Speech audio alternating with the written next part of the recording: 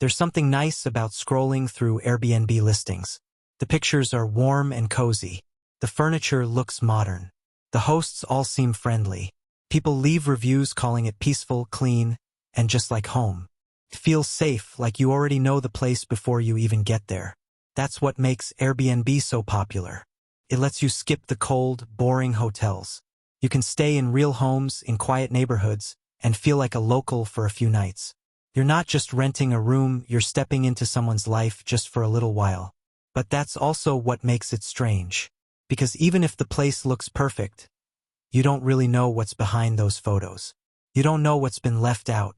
Maybe there's a room that isn't pictured, a hallway that always feels cold, a door that's always locked. And sometimes the things that were supposed to leave never did. These aren't made-up ghost stories. These are real events. Stories shared by people who booked a stay, expecting nothing more than a quiet night, and left with something they couldn't explain. When you stay in a stranger's home, you trust that everything will be fine, that the bed is clean, the neighbors are quiet, and the only things creaking in the night are the floorboards. But what if that trust is broken? What if the house remembers its past guests? What if something else is staying there? Something that never left. These stories might not stop you from traveling. But after hearing them, you might look a little closer next time. You might check the closet. You might keep the light on. Because sometimes, the stranger isn't the host. It's what never checked out. She arrived in town just before sunset. It was one of those quiet little places tucked between forests and hills, the kind of town with one gas station, a main street that closed by 8, and houses that all seemed to lean slightly with age. She had a 3-night work trip, nothing too exciting. Meetings during the day, peace and quiet in the evening. The Airbnb she picked looked charming, old wooden floors, vintage wallpaper, lace curtains in the windows. It had character like something out of an old movie. The host met her at the front steps, handed her the keys with a smile, and left almost immediately. He didn't offer a tour, didn't mention any house quirks, just said, "Text if you need anything," and disappeared down the driveway. The first night was uneventful, at least until after dinner. She was brushing her teeth when she heard something below her. A soft sound, not footsteps exactly, but something being dragged. Slow, steady, then a faint metallic clink, like chains brushing against something solid. She paused, toothbrush in hand, and listened. It stopped. Maybe an old furnace. Maybe pipes. It was an old house, after all. She laughed it off and went to bed. The next morning, while making coffee, she noticed a door in the hallway that she hadn't seen listed in the photos. It was low, narrow, and tucked beside the kitchen, painted the same color as the wall. It had no handle, just a lock built into the wood. She tried turning the knob. It didn't budge. That night, she was curled up on the couch reading when the noise returned. This time it was louder, closer, a soft thud, then a dragging sound that moved across the floor beneath her. She muted the TV, listened. It stopped again. Curious, and now a little uneasy, she opened the Airbnb app and checked the reviews. Most were glowing, but one, buried among the 5 stars, stood out. It read, "Lovely place. Just don't worry too much about the basement noises." Her skin prickled. She walked slowly back to the hallway and stood in front of the locked door. She didn't know why, but she leaned in and listened. Nothing. She went to bed that night and wedged a chair under her door, just in case. She felt silly doing it, but something about the house had changed. In the morning, she found something new. The basement door now had scratches near the bottom. Thin, curved lines etched into the wood, as if something had been scraped along it, or maybe something had been scratching from the other side. She stared at it for a long time, then picked up her phone and called the host. It rang twice, then went to voicemail. She left a message. She didn't expect a call back, and she didn't get one. She debated checking out early, but there was still one more meeting, and the thought of packing up and explaining herself made her feel dramatic. So she stayed. That night, the sounds didn't wait until dark. They started just after sunset. This time, they didn't stop when she listened. The dragging was heavier now, like furniture being scraped along concrete. She heard something fall. Then silence. Then a soft knock 3 times against the floor directly beneath her feet. She froze. The chair was already wedged under her bedroom door. Her phone was fully charged. Her bags were packed, just in case. She didn't sleep. She stared at the ceiling for hours, watching the shadows move across the room as cars passed outside. At some point, around 3 a.m., she heard the hallway creak. A slow, steady creak. She didn't move. She just listened. Then came the soft sound of a door clicking open. Not her bedroom door. The other one. The basement. She didn't look. She didn't breathe. She just waited and listened. Nothing. She told herself she imagined it. That old houses do things like that. That she was tired and nervous and inventing fear. But by 4 a.m., she was out of bed, stuffing everything into her suitcase. By 4:30, she was dragging her bags down the hallway when she saw it. The basement door. Open. Just an inch. She didn't look inside. Didn't reach for her phone. Didn't think twice. She grabbed her bags, left the keys on the table, and walked straight out the front door into the night. She drove 2 towns over and booked a room in a cheap roadside inn. She barely slept, but at least the walls were quiet. The next day, back home, she couldn't stop thinking about it. The noises, the door, the scratches. She went online and searched the house address. First, nothing came up. Then she found an old news article from 1986. It mentioned the property, same address, same town. The house had once been rented out to a company doing private research. The kind they didn't like to talk about. Something about sleep studies, isolation, and unauthorized containment practices. The company had been shut down after an investigation. Most of the staff disappeared. One was reportedly institutionalized. But one line at the bottom stood out most of all. Local rumors suggest one of the subjects never left. She closed the laptop and stared at the screen. She never left a review. Never reported the scratches. Never answered the host's follow-up message a week later asking if she'd enjoyed her stay. She didn't reply. She never went back to that town. And she never booked another house that had a locked door. Because the basement wasn't empty. It was waiting. They wanted a break. Just a few days away from work, noise, and everything that felt like routine. So when Mia found the listing, it felt perfect. A sleek high-rise apartment right in the heart of the city. Floor-to-ceiling windows. A balcony overlooking the skyline. The place looked like it belonged in a magazine. Modern kitchen, soft lighting, polished floors, and a bedroom with the kind of soft white sheets you only ever see in commercials. It was expensive, but it felt worth it. 3 nights, no responsibilities. Just her and Tyler, some wine, and a view of the city lights. The host had great reviews. Every guest said the same thing. Beautiful apartment, quiet, clean, peaceful. They checked in on a Thursday evening, got the key from a lockbox, and stepped into what felt like a movie set. At first, everything really was perfect. But by the second night, Mia started feeling strange. Not scared. Not really. Just watched. Like someone was always standing just out of view. Sometimes she felt it strongest in the kitchen. Other times in the shower. But mostly it was the bedroom. She told Tyler, laughing a little as she said it. He teased her gently, said maybe it was just the city. Too many eyes outside the window. He kissed her on the forehead, said she was safe and left it at that. But she kept noticing things. The mirror in the bedroom was the first. It was old, ornate, gold frame, carved with shapes she didn't recognize. It didn't match the rest of the apartment. Everything else was modern and clean. But the mirror felt like it came from somewhere else entirely. The host had mentioned it in the listing, called it a statement piece. Mia didn't like it. Every time she passed it, she had to stop herself from glancing at it too long. Something about it felt off. One night, while Tyler slept, she got up to use the bathroom. On the way back, she glanced at the mirror and stopped. It showed her in bed. But she wasn't there yet. She blinked, looked again. It was empty now. Just the room behind her, nothing more. She stood frozen for a few seconds, then got back into bed without saying anything. The next morning, She asked Tyler if he'd moved her jewelry tray. He hadn't. But her necklace, one she always placed neatly on the nightstand, had been sitting in the bathroom sink. He said maybe she moved it without thinking. She didn't argue. By the third day, the lights started flickering. Just in the bedroom, a cold draft came and went, even though the windows were sealed. At one point, she walked into the room and found the mirror uncovered. She hadn't touched it. That night, after Tyler fell asleep, she draped a blanket over it.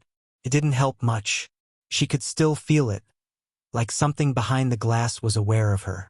The next morning, the host messaged them through the app. "Hi, just noticed from the camera in the hallway. Did you cover the bedroom mirror? That piece is very old and fragile. Please don't touch it." Mia stared at the message for a long time. There were cameras in the hallway. She asked Tyler. He shrugged it off, said it was probably for safety, nothing serious. She didn't respond to the host. That night, she set up her phone on the dresser, pointing straight at the mirror. She didn't tell Tyler. She just hit record and let it run while they slept. The next morning, she checked the video. Most of it was quiet, just the two of them shifting in bed. Then, around 2:47 a.m., movement. Something passed across the mirror. Not a reflection. A shape. A figure. It didn't have a face. It didn't move like a person. It just floated across the glass, slow and smooth, then faded. Her hands shook as she watched it again. Then again. She showed Tyler. He didn't speak for a full minute, just stared. "We're leaving," he said finally. They packed everything in under 10 minutes. Didn't wait for checkout. Didn't say goodbye. They drove 2 hours to his sister's house and spent the rest of the weekend there. Neither of them slept much. Mia reported the listing to Airbnb. She didn't expect anything to happen. The host had dozens of glowing reviews. Hers was just one warning among many praises. But then, other reviews started appearing. People talking about odd feelings, strange dreams, cold spots. One person said they kept seeing a woman in the mirror, someone who wasn't there. Another mentioned waking up in the middle of the night to find the mirror uncovered, even though they'd never touched it. The listing disappeared after a few months. Mia thought that would be the end of it. But the mirror showed up again. She saw it in a photo, a real estate listing for a different apartment in a nearby neighborhood. Same frame, same gold carvings. Someone else had it now. Out of curiosity, Mia started searching the building's history. She wasn't sure what she was hoping to find. Some explanation, maybe, some reason she hadn't just imagined it all. She found an article from years ago. The building had once been owned by a private group. Not a company, not a charity, just a society. No name, just a mention in a news clipping about zoning permits. It said the group had used the building for spiritual research, something about mirrors, watching the soul. She didn't sleep that night, and she never looked into a mirror in the dark again. Because now she understood something. Some mirrors show reflections. Others show what owns the room that he didn't need much. Just quiet and space to breathe. That's why he booked the cabin. A solo trip, 3 nights alone in the woods. No phone service. No Wi-Fi. No one to bother him. The Airbnb listing was short and simple. Unplug. Unwind. Experience true escape. And it looked peaceful, nestled in a thick patch of forest, miles from the nearest town. Just a narrow dirt road, a wooden porch, and trees as far as the eye could see. The host left a key in a rusted lockbox beside the door. No meet and greet. No instructions, except for a handwritten note taped to the fridge. Respect the quiet. The cabin remembers everything. He didn't think much of it. The first day was peaceful. A little eerie maybe, but peaceful. He made tea, read a book, watched the wind move through the trees. The place smelled like pine and old books. There was a wood stove, some creaky floors, and a window that looked out into nothing but green. He noticed a strange leather-bound book on the coffee table. It looked like a guest book, thick pages, stiff binding, a faint scent of dust. The front cover had initials carved into it. M. He opened it, expecting reviews or doodles, but most of the pages were blank. A few short entries scattered throughout. The handwriting changed, but every entry ended the same way. It always comes back. That night, around 3:13 a.m., the bedroom door creaked open. He hadn't left it unlocked. In fact, he remembered checking it twice before bed. But now it stood halfway open, cold air slipping through the gap. He got up, shut it, and returned to bed without thinking much of it. Old houses do weird things. The next night it happened again. Exactly 3:13 a.m. 3 soft knocks on the wall. Not loud, not hurried, just slow, deliberate. He froze in bed, eyes wide, listening. Nothing followed, just silence. The next morning he explored a bit more. In the top drawer of the old writing desk he found a Polaroid. A photo of a man standing on the cabin porch. Faded, a little water-stained. But what made his stomach twist was that the man looked exactly like him. Same build, same eyes, even the same jacket. He stared at the photo for a long time. Was it him? Had he taken this before? Had he been here before? No, he'd never been to this part of the country in his life. He opened the guest book again. Toward the back, he found a blank page. He felt a strange urge to write something. His hand moved without much thought. He wrote his name, the date, and a short sentence. Feels like I've been here before. He blinked, looked down at what he wrote, and felt cold rush through him. Because the writing, his handwriting, was already there. Same name, same sentence, same date. He flipped back and forth through the pages. Several entries now had his name. Different days, different ink, but the same looping letters. All his handwriting. His phone still had no signal. No bars. He tried to turn on his laptop. It froze on a black screen. The digital clock on the wall had stopped working. Every time he checked it, it blinked 3:13. The next day was worse. He woke up to the exact same bird call he'd heard the day before. Made the same breakfast because the fridge had the same 3 items placed in the same position. The same brand of milk. Same sandwich meat. Same bruised apple. When he stepped outside, the air felt heavier, like it was watching. He tried to leave, packed his bag and loaded the car. But when he turned the ignition, the engine sputtered, then died. Tried again. Nothing. He stepped out, looked around. The road was gone. Where the narrow path had once stretched toward the trees, there was now just thick forest. No tracks, no trail, like it had never been there. He went back inside. He didn't want to, but there was nowhere else to go. That night he didn't sleep. He sat on the couch, lights on, fire crackling low. At 3:13 a.m., the fire went out. No wind, no sound, just a voice, whispering from behind him. It's your turn now. He turned around. No one was there. The next morning, the door was open. Sunlight poured through the windows like nothing had happened. The car worked. The road was back. He drove away without looking in the mirror. When he got home, he didn't unpack. He didn't answer texts. He didn't sleep. Days later, he went back online and looked up the cabin. It was still listed. Same photos. Same description. A new review had just been posted. Incredible place. Lost track of time. Felt familiar. Like I'd been here before. His name. He hadn't written it. He clicked on the host's profile. No contact info. No photo. Just a short tagline. Some places don't forget you. Weeks later, a woman named Elise booked the cabin. She found the guest book on the table just like he had. Flipping through, she stopped on the last page. There was one fresh entry. A date, a sentence, and a name. His name. She'd never heard of him before, but the handwriting felt familiar. She didn't know why, but it did. Outro, approximate. 400 to 500 words. Returns to calm but unsettling tone. Reflects on how Airbnb is built on trust. Trust in photos, in hosts, in people you've never met. But trust can be a mask, and sometimes masks slip. Suggests these 3 stories are just a few of the strange experiences people have had. Leaves viewers with a lingering question. What really lives in places rented by thousands of strangers? Reminds viewer, lock the doors, check the mirrors, Stay out of the basement. Final whisper.